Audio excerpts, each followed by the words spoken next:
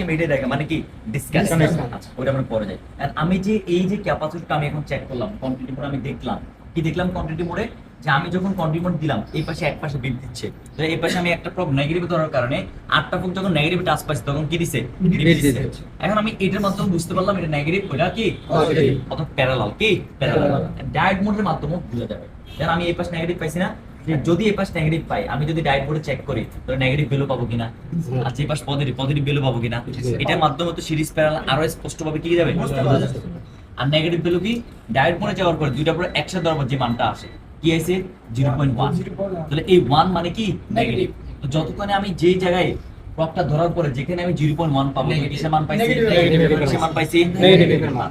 তাহলে এখন আমরা বলছিলাম শুধু ডায়োড মোডে কি মোডে ডায়োড মোডে আমাদের প্রবটা চেঞ্জ হয়, এছাড়া আর কোনো মোডে প্রব চেঞ্জ করা লাগবে না।